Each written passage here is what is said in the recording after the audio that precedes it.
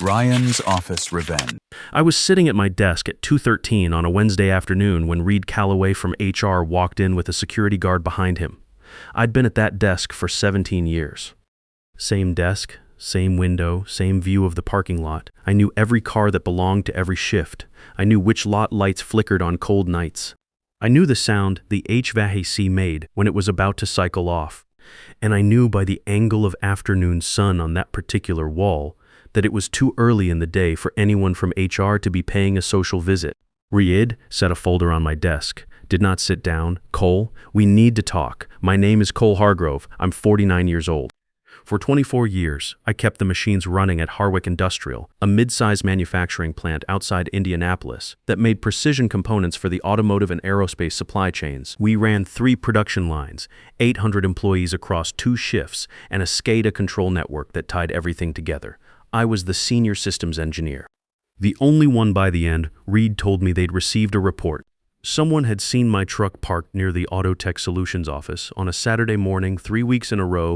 Autotech supplied automation equipment to manufacturers, including Harwick. Reed said the company had reason to believe I was sharing proprietary operational information with a competitor. Spence Durrell, the compliance officer, was in the corner of the room. He hadn't said anything yet, which was unusual for Spence. He was the kind of guy who liked to be present at moments like this, but he looked a little less comfortable than I'd have expected. I didn't correct them. Didn't explain that Autotech wasn't a competitor. Didn't mention that I'd been doing weekend advisory work, reviewing their proposed equipment frameworks, nothing operational, nothing that touched a single Harwick system, and that I had written records of every session to avoid exactly this kind of misunderstanding. I just looked at Reed, then at Spence, then back at Reed. Okay, I said. They both waited for something more. I picked up my access badge and set it on the folder. I'll get my things. There were supposed to be 3 of us on the systems engineering team. That was the plan when I was hired 24 years ago. 3 engineers, defined specializations, full coverage. It made sense. The PLC network alone had 47 control nodes. The SCADA system had been customized over 15 years and had documentation gaps going back to 2009. You needed people. Budget cuts took it to 2. Then my colleague left for a better offer in Michigan, and the position was frozen. Then it was just me. Dale Hutchins had been VP of Operations for about 4 years by then. Dale was good at 2 things: making cuts look like strategy, and making promises sound like timelines. Temporary situation, Cole. He'd say it like he was letting me in on something. We're just in a holding pattern through Q3. We'll staff up after the merger review. The merger came and went. No staff. After Q4 results, Q4 came and went. No staff. I stopped counting how many times I heard that line. What I did count were the maintenance windows I missed, the documentation requests that went unanswered, the vulnerability flags I submitted that came back stamped acknowledged low priority. I kept a folder. Every email, every request, every non-response, not to build a case, just because I needed to be able to show someone someday that I had tried. The worst moment wasn't a performance review or a denied raise. It was a Tuesday night in November, about 2 years before they fired me. It was my son Tyler's 16th birthday. He'd picked the restaurant himself, a steakhouse about 40 minutes from the house, where we'd taken him every year since he was 8. I left work at 5:15, which was early by Harwick standards. Made it all the way to the parking lot. That's when my phone rang. Line 2 was throwing a fault sequence in the PLC feedback loop, a specific error code that most people on shift wouldn't recognize as serious, but that I knew meant the hydraulic pressure sensors were about to start logging bad data. If it wasn't cleared manually, the line would lock up mid-run. Nobody else knew how to clear it. I'd offered to train the maintenance leads twice. Both times the session got bumped for something more urgent. I sat in my car in the Harwick parking lot for 47 minutes fixing it remotely. Then I drove to the steakhouse. They were already on dessert. Tyler looked up when I walked in, then looked back at his cake. He didn't say anything. He's always been a good kid about that kind of thing, but I saw what crossed his face in that half second before he looked away. I've never forgotten it. That was the moment I understood what I'd actually become to Harwick Industrial. Not indispensable, just available. The difference matters more than most people realize. Indispensable means they can't replace you and they know it, and they treat you accordingly. Available means they can't replace you, but they also can't be bothered to fix that. so they just keep pulling on the rope until it snaps. I made one last attempt the following October. Full presentation, failure probability models, industry benchmarking, 3 documented near-miss events. Got Dale and the executive team in the same room, 40 minutes. Clear data, clear ask. 4 additional engineers, defined roles, real coverage. Dale nodded the whole time. At the end, he said they'd revisit it after Q4. Spence said the real problem was probably documentation, not headcount. I left that meeting knowing nothing was going to change, and I made a decision. A few weeks after that meeting, I drove to Chicago for an industrial automation conference. Harwick wasn't sending me, travel budgets were frozen. But the organizer was an old contact who got me a speaking slot on adaptive systems calibration, a framework I'd developed over years of working alone at Harwick. The company was happy to take the free publicity. Nobody asked if I needed a hotel room or a per diem. That's where I met Webb Moran. Webb was director of engineering at Autotech Solutions. He caught me after my session, no small talk, just walked straight up and said, "The implementation behind that framework must be extraordinary. I'd genuinely like to understand how you built it." We talked for 4 hours, carefully, professionally. No company specifics, no operational details, just 2 engineers comparing approaches. The first real engineering conversation I'd had in longer than I could honestly remember. He handed me his card at the end, said he was building out a new equipment integration framework and wanted an outside perspective. Weekend advisory only, nothing operational. Nothing that would touch a Harwick system. He named a daily consulting rate. It was more per day than I made in a week at Harwick. I checked my employment contract 3 times before I said yes. Autotech sold equipment, they weren't a competitor. The work was purely advisory, reviewing their proposed specifications, offering perspective on integration philosophy. I kept written records of every session. Date, topic, duration, attendees. Everything documented. For 8 weeks I lived on 2 tracks, weekdays. Maintaining a 3-line production facility alone, taking calls at midnight, carrying institutional knowledge that lived only in my head, weekends. Sitting across a table from people who asked questions and actually wanted the answers. It was the first time in years I felt like an engineer instead of a maintenance man. Someone at Harwick saw my truck parked near Autotech's office one Saturday morning. Made assumptions, didn't ask, just reported it. And that's how I ended up with Reed Calloway's folder on my desk at 2:13 on a Wednesday afternoon. Phil, the security guard who walked me out, had been at Harwick almost as long as I had. He didn't try to fill the silence, just walked beside me at a normal pace, held the lobby door, and when we reached the parking lot, gave me a single nod. It was the most honest thing anyone at Harwick had communicated to me in months. I put my box in the truck, coffee mug, one work glove I'd been looking for since March.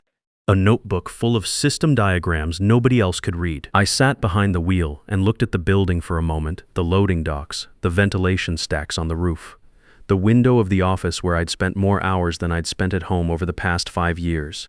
My phone buzzed. "Webb, still good for Monday?" I sat there a second, then typed back, "Yes, full time now, if the offer stands." His reply came in less than a minute. "It stands. See you Monday."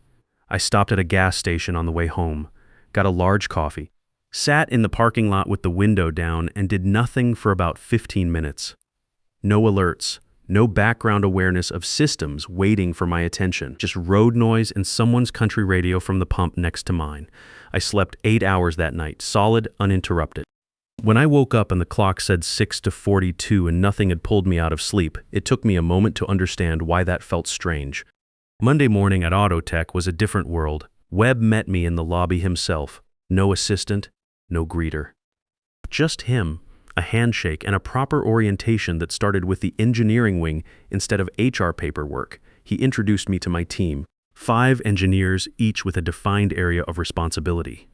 Clear roles, no one doubling up on someone else's job.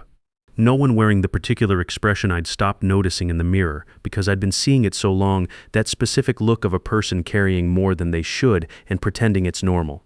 One of them, Pete Okafor, was already on his feet when I walked in. He had a printout of my Chicago presentation on his desk with handwritten notes in the margins.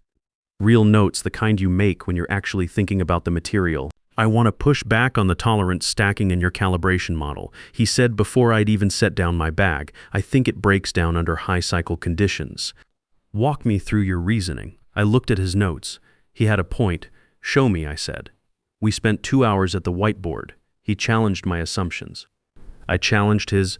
2 other engineers pulled their chairs over and joined in without being asked. By noon, we'd developed a variation on the original model that was genuinely stronger than what I'd presented in Chicago. I had forgotten what that felt like.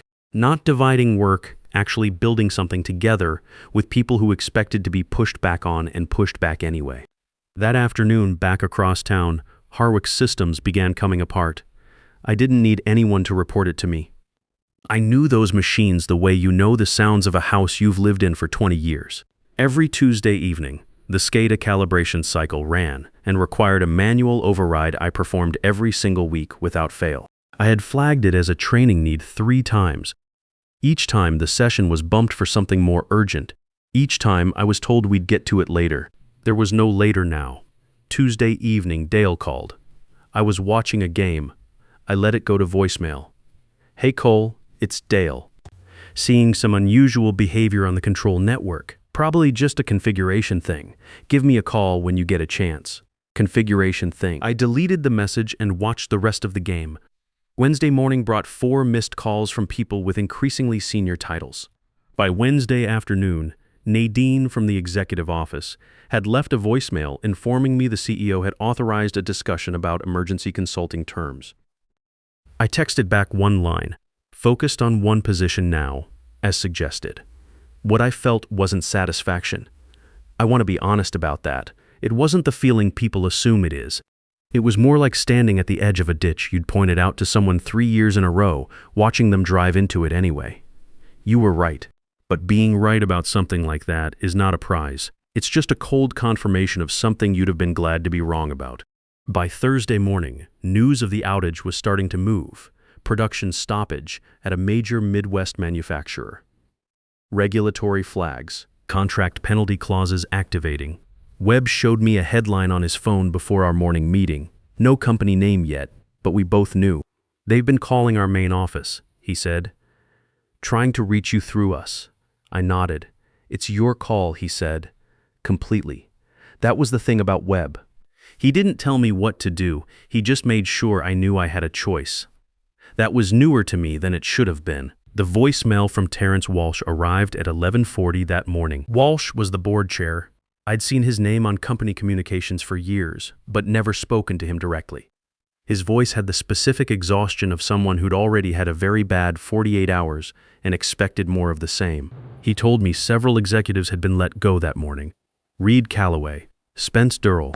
He said the board had reviewed my employment history and my documentation submissions, the ones marked low priority, sitting unread in a shared drive for 14 months, and had recognized that systemic failures had led to my departure. He asked me to call him directly. I sat with that message for a while. The day before, Pete and I had been wrapping up a systems review when he said, almost offhand, capping markers while he talked. You know what the most powerful move is in a situation like this?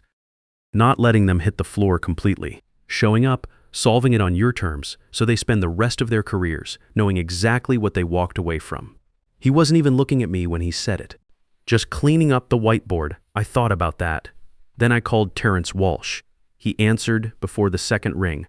I told him my rate was $400 and $500 per day, 3-day minimum payment in advance. He agreed before I finished the sentence.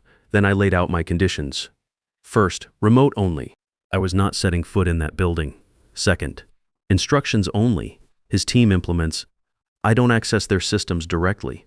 Third, a written public acknowledgement, not an apology, an acknowledgement that I raised these vulnerabilities repeatedly over 18 months and was overruled each time. An apology is about feelings. An acknowledgement is about the record. I wanted the record corrected. Fourth, the engineers who had been laid off in the past 2 years received 6 months severance and clean references retroactively. Fifth, Harwick creates and fully funds the systems team structure I had originally proposed. 4 engineers, defined specializations, market rate salaries, and a reporting structure that gave them actual authority to act on what they found. Walsh went quiet.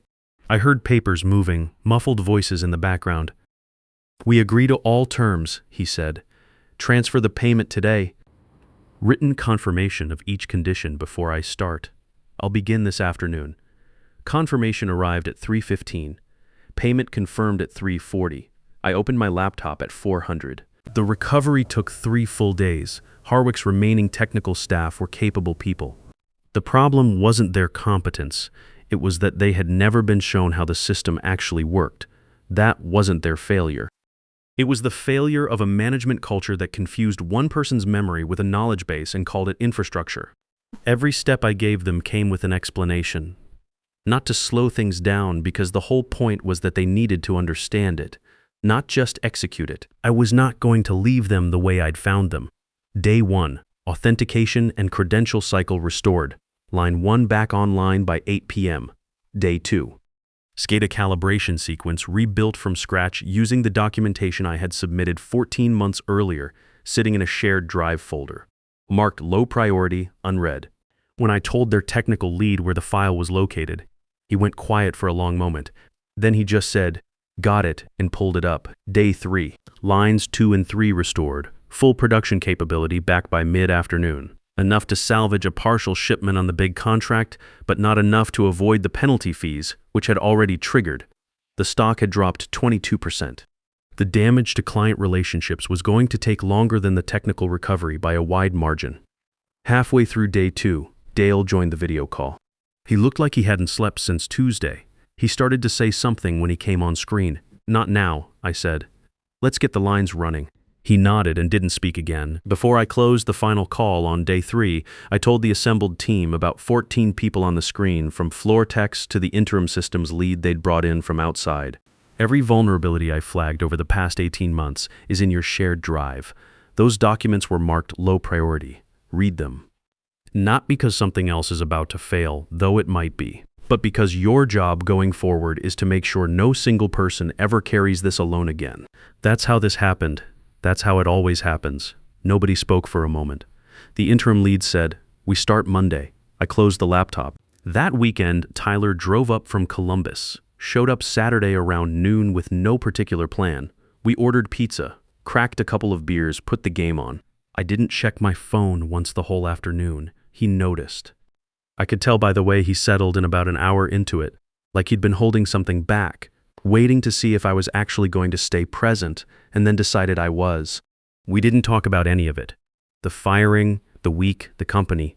That's not how we are with each other. We just watched the game. It was the best afternoon I'd had in years, better than any of the rest of it, better than being right, better than the payment confirmation, better than watching Dale go quiet on a video call. Just the game, just my kid on the couch next to me, nobody needing anything from either of us. That was the thing I hadn't been able to put a number on for 24 years. The thing that doesn't show up in any staffing model or vulnerability report, the cost of always being the person who has to answer. I was done paying it. 6 weeks after I joined Autotech full-time, Webb asked me to present a new initiative to the executive team. The concept had been building since the week of Harwick's outage, when Autotech's main office had fielded 17 inquiries from manufacturers wanting an independent assessment of their operational resilience. Companies that had watched the news coverage and recognized something familiar in it. Not the specific technical failure, the situation behind it. The one engineer. The ignored reports, the system that ran on one person's memory instead of actual documentation. Turns out there were a lot of companies built exactly that way. A dedicated consulting division, not systems support, systems resilience assessment. Going into manufacturing facilities and finding the single points of failure before they became headlines. Finding the guy who hadn't taken a real vacation in 4 years because nobody else knew how to cover his systems. Finding the folder full of flagged vulnerabilities, sitting unread in a shared drive. I had the full proposal ready in 3 days. Staffing model, service tiers, pricing structure, 6-month pipeline projection. Executive approval was unanimous. We posted 4 engineering positions that week. Within 6 weeks, we had hired specialists across industrial automation, PLC systems, SCADA architecture, and supply chain operations, each one with a defined role. Clear accountability, a knowledge management requirement built into every engagement. Nothing was considered operational until it was documented well enough for someone else to run it. Peter became my deputy lead on the division. He had the right instincts, and more importantly, he had zero patience for single points of failure. In systems or in organizations, our first 3 clients came directly from the fallout of Harwick's outage. Companies that had watched the news and called us before the week was out. Every single engagement started the same way. We'd walk in, ask to see the system's documentation, and watch the same expression cross the same face. That particular look of someone realizing the documentation they thought existed actually didn't. By the end of our first full quarter, we had 7 active engagements and 4 more in the pipeline. Revenue was ahead of projection. More importantly, we were starting to build a reputation in the industry, not as the company that stepped in after Harwick collapsed, but as the company that prevented the next one. 3 months after Phil walked me through the Harwick lobby for the last time, I was back on stage at the same Chicago conference where I'd met Webb. Different circumstances. Last time I'd been a lone engineer presenting a framework he'd built entirely by himself, hoping the right person in the audience was paying attention. This time I was presenting as the head of a growing division with real clients, a real team, and a methodology that had already been tested under the worst possible conditions. Dale was in the audience, 3rd row, left side. He looked smaller than I remembered, which I know doesn't make logical sense, but that's how it registered. Ivy Reston was there too. She was the new chief systems officer Harwick had finally hired, the role that should have existed 3 years ago. After the session, she waited until the crowd around me had cleared, then walked over. "Your documentation saved them," she said. "Once anyone actually read it." "How far behind are they?" I asked. 6 months minimum. She said it without blame, just as a fact. "But they're reading now. Good." "I'm building the team you proposed," she said. "Same structure, almost exactly the same staffing model you submitted." I nodded. "Thank you," she said. "I mean that." I drove home that evening on the interstate. Window cracked, nothing but flat Indiana farmland running to the horizon in both directions. The sun was getting low and the fields were turning gold, and my phone sat in the cup holder and stayed completely quiet the whole drive. No alerts, no calls, nothing waiting for me to be the only person who knew what to do. There's something nobody tells you about being the person who holds everything together. You stop noticing the weight after a while. It becomes your baseline. You calibrate your whole sense of normal around it. The midnight calls, the missed dinners, the vacations that never happen because something will go wrong and nobody else can handle it. You tell yourself it's just the industry, just this company, just temporary, until they hire someone or finally read those reports. You tell yourself that for years. And then one Wednesday afternoon, a guy from HR sets a folder on your desk. And you pick up your access badge and set it down. And you walk through the lobby and across the parking lot, and you sit in your truck and you notice something strange. The weight is gone, and it was so heavy for so long that you stopped feeling it as weight. You thought it was just you, just how you were, just what it meant to be serious about the work. It wasn't you. It was what they had put on you and kept adding to, and never once thought to check whether a person could actually carry it indefinitely. 24 years is a long time. Long enough that you forget what the work felt like before it became everything. Long enough that a Tuesday night in a steakhouse parking lot becomes the memory that stays with you, not the thousands of problems you solved. What I know now? There is a difference between being needed and being valued. Harwick needed me the way a building needs load-bearing walls. They couldn't remove them, but they never thought about them either. Not until something shifted and the ceiling started to crack. Autotech valued the engineering, valued the thinking behind it, valued the person attached to it enough to ask what he needed and then actually follow through. That difference is everything. The revenge, if that's what you want to call it, wasn't the outage, wasn't the stock dropping 22%, or the executives losing their jobs, or the penalty fees hitting all at once. Those things happened, they had consequences. In some ways they were fair, but they weren't the point. The point was what came after. Every client we signed, every conference presentation with my name on it. Every time our division made the trade press because we'd solved a problem for a manufacturer who'd been one bad week away from their own version of Harwick's disaster. Every announcement Dale had to read with my name in it, knowing he'd held the door open and walked me through it himself. That's what lasts, not their loss. My gain, visible, documented, growing, and nothing they could do but watch. They didn't lose a systems engineer on that Wednesday afternoon. They lost everything I was going to build next. If any part of this felt familiar, if you've been the person holding the weight nobody else can see, doing the job nobody notices until it fails, leave a comment. Tell me where you are in it, whether you're still in the building or already in the parking lot, and if you're still carrying it, the right place for your work exists. Sometimes it takes getting walked out the front door before you find it. Hit like and subscribe if this one meant something to you. it helps more people find it. And those people need to hear it too. The most devastating thing you can do to someone who underestimated you is simply refuse to stop building.